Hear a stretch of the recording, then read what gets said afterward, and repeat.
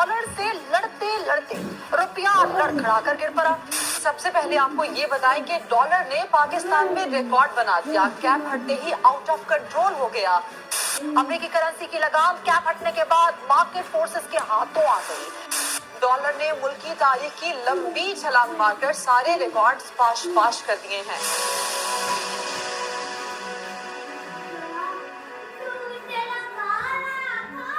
अप्रैल के बीच में जब हमारी हुकूमत को चेंज किया गया तो इस बिना पे किया गया कि महंगाई काफ़ी है और ये है कि पाकिस्तान के जो आम आदमी वो पिस रहे हैं। उसके बाद इन 9 महीनों में जो हुआ वो आपने देख लिया कि महंगाई जो हम 12% पे छोड़ के आए थे वो अब इस वक्त जो है 25% तो है ही है और अब ये 40% हो रही है। इन्होंने कहा कि आपके 40 महीनों के बीच में जो कर्जा है वो तकरीबन 19 ट्रिलियन बढ़ा है। अभी इन्होंने इन 9 महीनों में 10 ट्रिलियन बढ़ा दिए और एक ही दिन में 3.25 ट्रिलियन बढ़ गया। ये मार्केट को चलने देते, ये मार्केट को स्टेबलाइज खुद ही होने देते, मगर इन लोग ने एक आर्टिफिशियल प्रोसेस करा, आर्टिफिशियल से कंट्रोल करा, उससे जो है और कोई कॉन्फिडेंस खत्म हो गया इस मार्केट में। इसाक डार आए थे ये कहते हुए कि वो आके डॉलर को 200 रुपए से नीचे करेंगे दोबारा और उन्होंने कहा था कि मैं आंखों में आंखें डाल के IMF से जो है रीनेगोशिएट करूंगा और रेटिंग एजेंसी को मैं अपनी जबान में समझाऊंगा। ये जो पॉलिसी थी गवर्नमेंट की कि रुपया को रोक के रखना, ये एक बड़ी डिजास्टर्स पॉलिसी थी। 9 महीने में शहबाज शरीफ की हुकूमत में 72 रुपए डॉलर की कीमत बढ़ी है और जब इमरान खान साहब के 3.25 साल में 54 रुपए बढ़ी थी।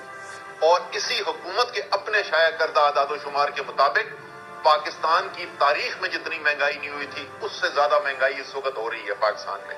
इस गवर्नमेंट की काफी सारी बड़ी बेवकूफों वाली पॉलिसीज थी जिसकी वजह से काफी नुकसान होगा। ये सिर्फ एक्सचेंज रेट नहीं गिरा आज पाकिस्तान का, मुश्किलात का जो है पहाड़ पाकिस्तानी कौम पे आने वाला है।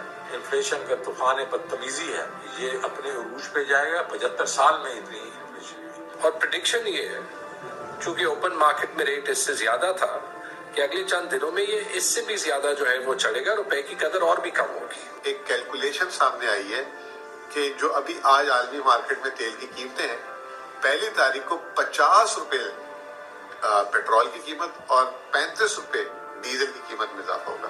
गैस की कीमत बढ़ने जा रही है और उसकी जो खबर है वो तो अजीबो गरीब खबर है कि जी जुलाई 2022 में से आपके बिल बढ़ाए जाएंगे। तो आपके पास जब ये बिल आएगा तो उसमें जो इजाफी कीमत है वो सिर्फ और 74% इजाफे की बात हो रही है, कोई छोटे मोटे इजाफे की नहीं बात हो रही। जो चीज बाहर से आती है उसकी कीमत सीधा 12% से उसका इजाफा हो जाएगा।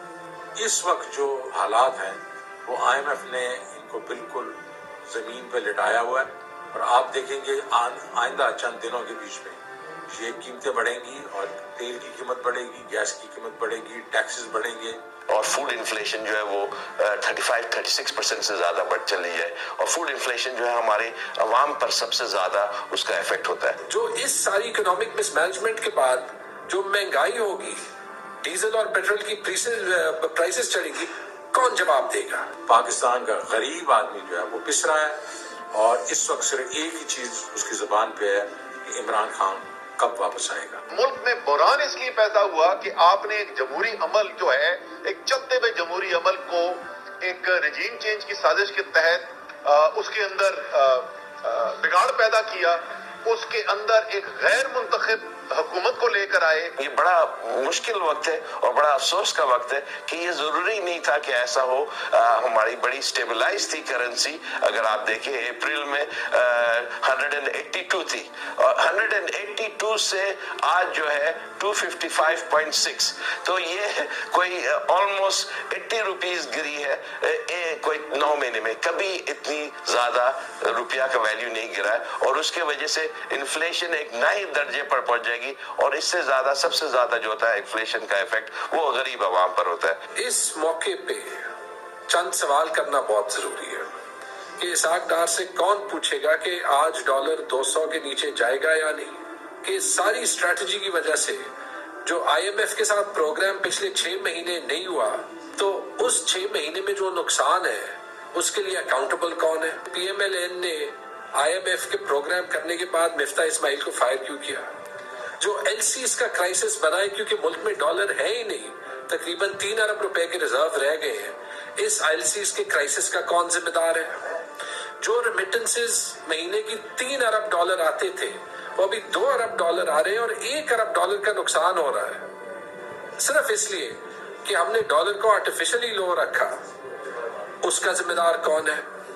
جو ایکسپورٹس کم ہوئی ہے اور بزنس کانفیڈنس پاکستان کی تاریخ میں کبھی اتنی لو نہیں ہوئی اور اس کو سال ابھی لگیں گے بنانے میں، اس کا ذمہ دار کون ہے؟ معاشی جو ہم پہ بوجھ ڈالا جا رہا ہے، جو ہم سے مطالبے کیے جا رہے ہیں، اس کے علاوہ کیا مطالبے ہونے ہیں اور ان سے قومی سلامتی کو کیا خطرہ آنے والا ہے، ان سب چیزوں کو دیکھتے ہوئے میں ایک دو پھر پوچھنا چاہتا ہوں، کون ذمہ دار ہے اس کا؟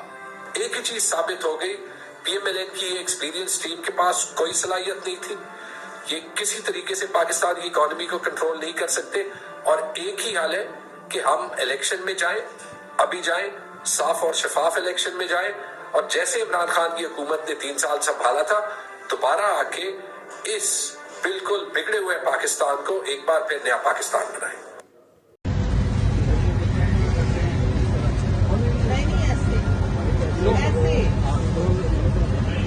ایسے